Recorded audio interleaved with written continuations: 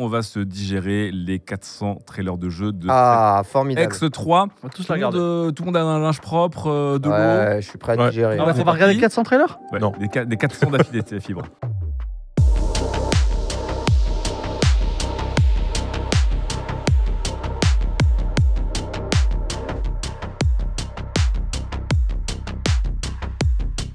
Quête latérale, épisode du 19 juin 2024. Bonjour à tous, je suis en compagnie de l'équipe au grand complet Fibretique. Bonjour Fibre. Salut Ken, ça va? Ça va très bien. Lamua, bonjour Lame. Ça va bien, Ken? Ça va comme de faire se peut. Et Daz, comment il va? Bah, ça va très bien. Content de voir que cette émission step up en termes de moyens techniques. Exactement. Aujourd'hui, Chloé n'est pas avec nous, mais on l'embrasse évidemment. Elle est à côté de Fibre. Elle est à côté de Fibre. Voilà. Elle est à côté de Fibre, bien sûr. Oui. Peut-être que vous ne la voyez pas si vous écoutez évidemment ce podcast, mais elle est fringante, absolument fringante. Le sujet aujourd'hui, c'est évidemment qui a gagné le Summer Game Fest, qui a gagné le 3. Tous ensemble, on a couvert les conférences et on va en parler. Oui. Eh bien, ici, autour de cette table. Et il y avait beaucoup de conférences. Pour vous donner une idée, on va pas toutes les faire. Donc, je fais un bisou d'avance aux Guerilla Collective, au Wholesome Game, au IGN Future, au Latino America, Latam Gaming Show, etc.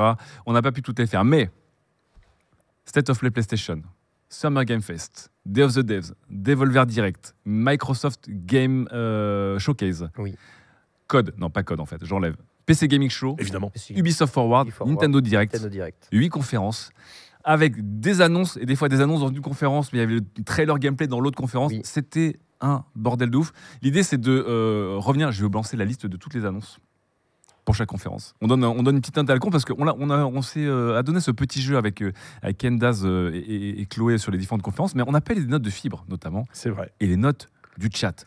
On commence avec le 30 mai, un peu en avance. Sony a lancé le State of Play 2024. Un State of Play... Je ne pas regarder. Eh ben écoute, est-ce que tu as loupé grand-chose? J'ai regardé le lendemain aussi, tu vois. Je n'ai pas regardé le soir même parce que je me suis dit que ça aurait été plus rapide de trier les trailers que je voulais plutôt que. Alors moi, je me suis réveillé le lendemain. Pour vous donner une idée, on a vu un nouveau game, enfin, on a vu le trailer d'un game as a service qui avait déjà été annoncé qui s'appelle Concorde. On a vu God of War version PC. On a vu Dynasty Warrior Origins. On a vu Infinity Nikki, qui était un jeu un peu chelou. On a vu Ballad of Antara. On a vu Marvel Rivals. On a vu Where Winds Meet. On a vu Until Dawn. Pass of Exile 2, mais bon, voilà. Silent Hill 2, le remake. Monster Hunter Wilds aussi. Côté, est-ce qu'on parle des jeux VR ou pas? Non. On a vu des jeux VR. On a vu des jeux VR. Et on a terminé sur Astrobot. La note au State of Play. Comme ça, je dirais 4, mais je suis un mec Xbox et j'ai envie vraiment que le chat me déteste, donc je mets 1, voilà. Ah ouais, c'est violent. Non, note pas stratégique, Fibre, sinon c'est 4. Non, j'ai envie que les gens s'énervent sur le chat. Et aussi, vraiment, non mais à un moment, tu vois, quand on te sort un Concorde... Tu sais que souvent, quand on fait des moyennes de notes, on enlève tous les 1 et les 20 sur jeux vidéo. Non mais imaginez, vous êtes prof et votre élève c'est Sony. Et Sony, vraiment... Il a fait tout ce qu'il a fait, tu vois, il est vraiment fort.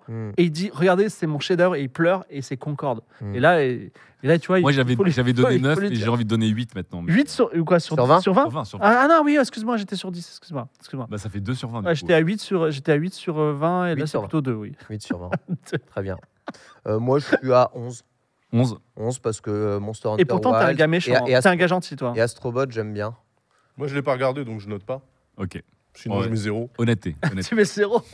J'ai pas vu, quoi. Allez, on passe à la deuxième conférence qui était le gros morceau. Alors, histoire d'évacuer, je vous balance toutes les annonces qu'il y a eu sur un Summer Game Fest où Geoff Keighley avait dit vous hypez pas trop, il n'y aura pas d'annonce majeure, mais il y aura plein d'annonces quand même.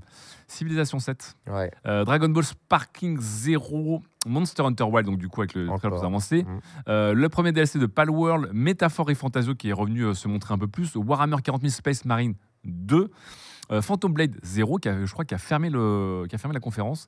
On a revu Lego Horizon Adventure. Non, même on l'a vu pour la première fois là-bas. On a ouvert la conférence. Harry Potter Quidditch Champion, tout à le fait. FUT des sorciers bien sûr. Ouais. Star Wars Outlaw la première fois qu'on l'a vu avant qu'on en voit plus chez Ubisoft. On va dire qu'on n'en parle pas maintenant, on en reparlera chez Ubisoft. Batman Arkham Shadow, mais je crois que c'était un jeu en VR ça. Je sais plus. Et puis on a eu un beat'em all des Power Rangers. Ok. Cuff Bust, le nouveau jeu des streamers où il faut s'évader d'une prison avec des petites souris. Kern, Kern. Kern qui avait l'air cool. Un des coups de cœur. C'est le jeu d'escalade, ça. Hein. Ouais. Tears of Metal, Dear and Boy, No More Room in Hell 2, Battle Aces, Dark and Darker, Sonic X Shadow Generation. Sonic X Shadow Generation. La saison 2 de Street Fighter avec les invités. Hein. Street, Kingdom Come Deliverance 2, Hyper Light Breaker, Mecha Break, le jeu de Gundam qui t'avait un peu tapé. Ça a l'air cool. Ouais. Once Human, Killer Bean, Fatal Fury City of the Wolves, The First Descendant, Dune, le MMO survival de Dune, Kunitsugami, Alan Wake 2, The Finals, la saison 3, Black Myth, Onka Star Rail, Party Animals 2024, Unknown 9 Awakening, Battle Crush, Enotria, Delta Force, Scissorhead, Neva, c'est les gens qui ont fait Gris. Neva, ouais. New World, le DLC, Skate qui est toujours vivant, Asgard Wrath 2, Valorant sur console, et du coup je me suis un peu renseigné dessus, Squad Buster, Blue House, la boîte de prod télé et cinéma qui se lance dans les jeux d'horreur, et Inner Sloth qui lance le label Outer Sloth pour financer des jeux indés. Et de la pub pour le Game Pass. Et voilà, c'était des annonces de jeux, beaucoup d'annonces de jeux. On va pas toutes les faire et les refaire. Est-ce qu'il y a un moment qui vous a plus marqué que les autres? Ouais, bah évidemment tout le corner jeu de combat. Donc le fait que SNK Capcom ait décidé de prendre le Summer Game Fest comme place, parce que attention, hein, ils ont sorti des trailers d'1 minute chacun. Parce que vous savez qu'une minute ça coûtait quand même $250 000. Ouais, grave. Et ensuite après ils ont sorti des trailers plus longs sur leur chaîne. On se fait au mode voilà, on fait l'annonce ici, mais parce que pour 1 minute 30 c'était $550 000. Exactement.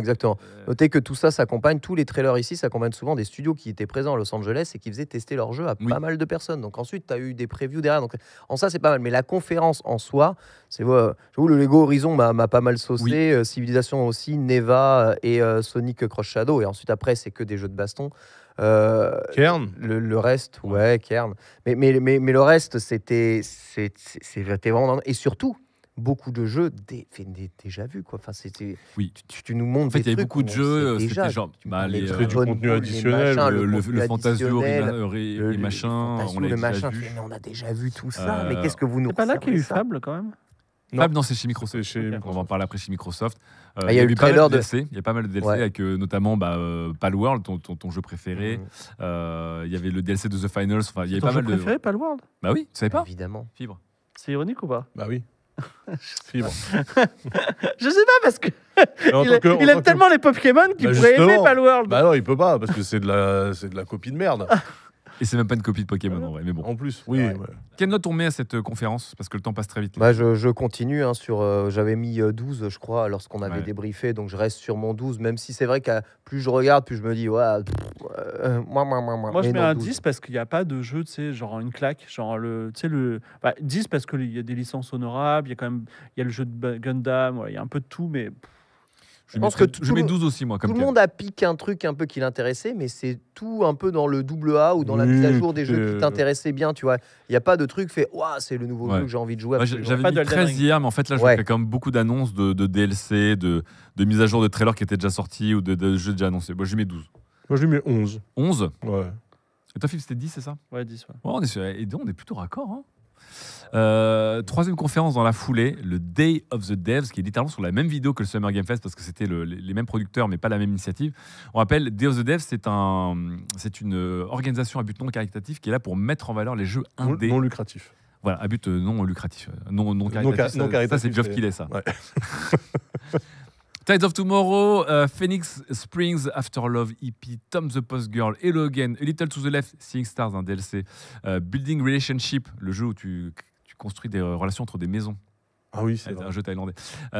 Psychroma, qu'on avait déjà vu, While Waiting, Zokusys, Screenbound, Fear the Spotlight, Screenbound, Ranger, qu'on a déjà vu mais que j'attends impatiemment aussi, Koira, Cozy Grove, UFK 50, Karma, Petal Run, Kern encore, et Battle Vision Network, que j'attends aussi très impatiemment. Alors déjà, j'aimerais dire que cette conférence est meilleure que les autres. Oui, j'ai trouvé vraiment chouette. Très chouette. Et c'est, pour le coup, tu vois, on pourrait se dire, le jeu vidéo, tu vois, si ça s'arrêtait là, on pourrait dire le jeu vidéo, c'est quand même triste. Et là, en fait, avec Day of the Devs, on a une conférence avec C'était hyper chouette. Ouais, voilà. On peut ne pas aimer, mais il y a de la création, il y a des envies, tu vois, il y a des. Ouais, puis c'était cool. C'était pas la conférence Wholesome Games, mais toute l'ambiance, c'était chouette. Le dev de Building Relationships, le Thaïlandais, là. Son segment, il était incroyable. Vraiment, c'est assez incroyable. Le jeu a l'air chelou, mais... C'est un dating sim de maison, quoi. En haut d'une maison, tu peux dating simer des appartements, des HLM, des manoirs. Est-ce que c'est dans cette conf qu'on a vu le nouveau jeu de No Man's Sky? Non. Okay. D'ailleurs, on l'a pas vu. Avec les gros Bartins. Le Valheim de No Man's Sky, là. Non, on l'a pas vu. De Hello Games. Quelle note on met à cette conférence Day of the Devs?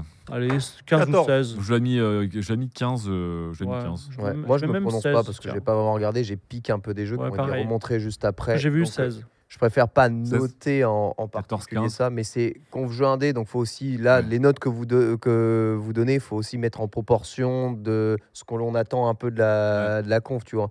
On est toujours plus sévère à noter les grands géants du jeu vidéo qu'à noter. Parce qu'ils ont plus les moyens. Voilà, quelque chose qui est sûr, c'est qu'on s'est tout de suite projeté en disant tiens, je vais y jouer. Okay.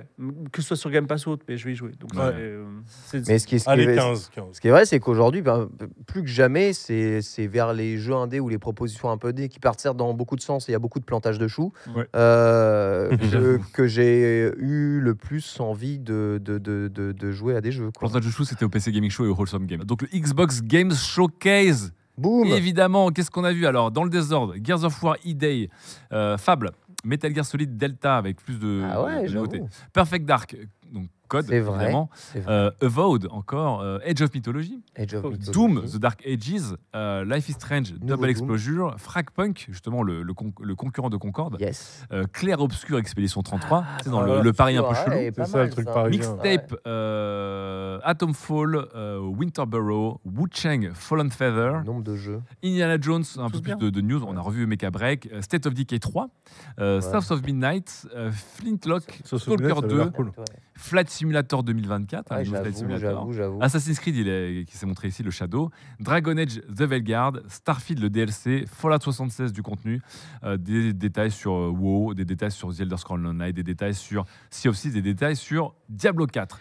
Mais ça, on s'en fout parce que c'était en gros des annonces sur les DLC qui arrivent. Combien on met à Xbox? Parce que le temps passe super vite, les gars. Moi, je mets 19 parce que je suis un Xbox fan. Le point qu'il n'y a pas, c'est parce qu'il n'y a pas eu de Elder Scrolls 6, bien sûr. Voilà.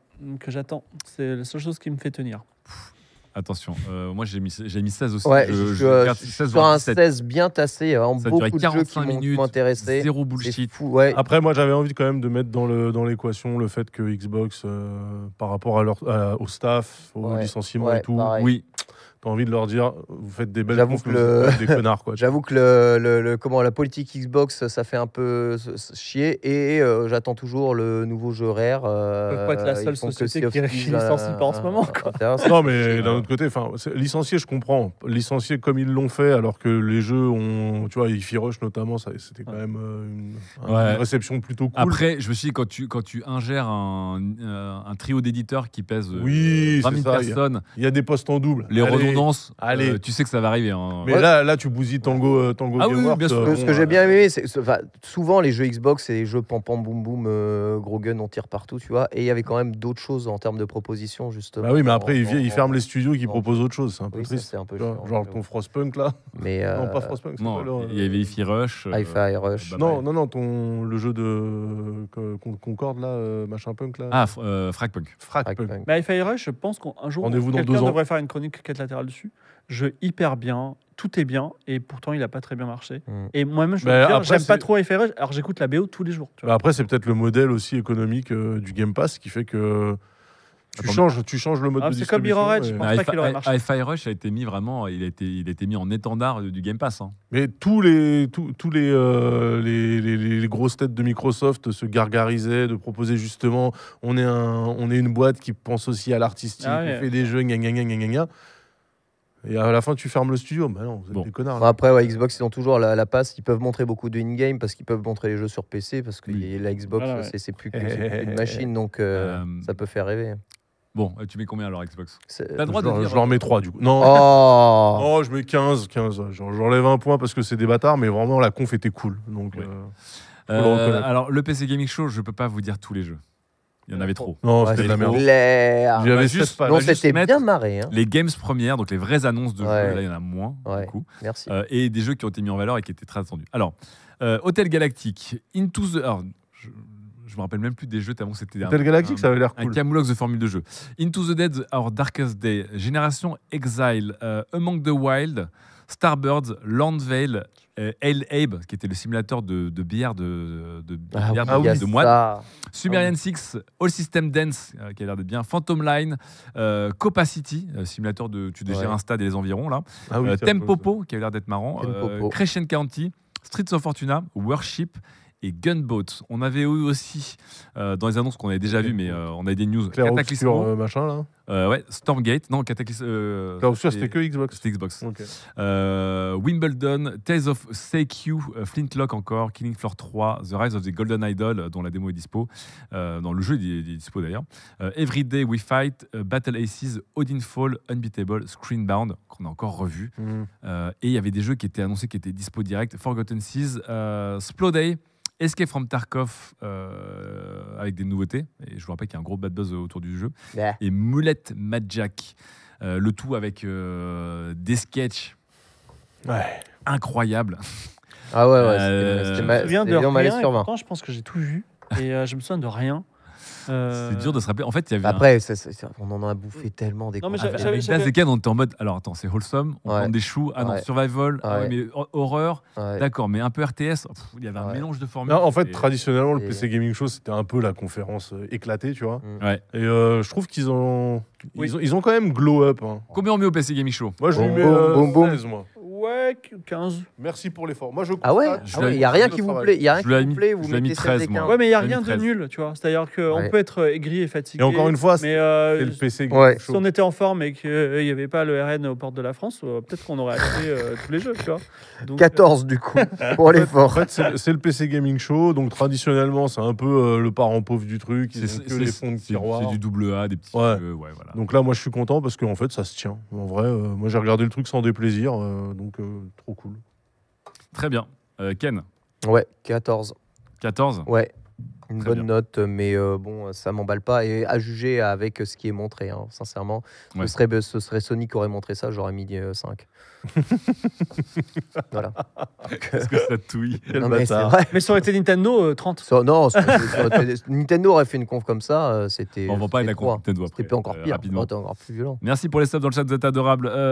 Moi, j'avais mis 12 ou 13 au PC Gaming Show. T'es dur.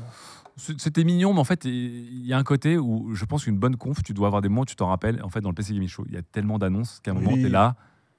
C'est le fameux foot courte. C'est même plus ce que t'as mangé.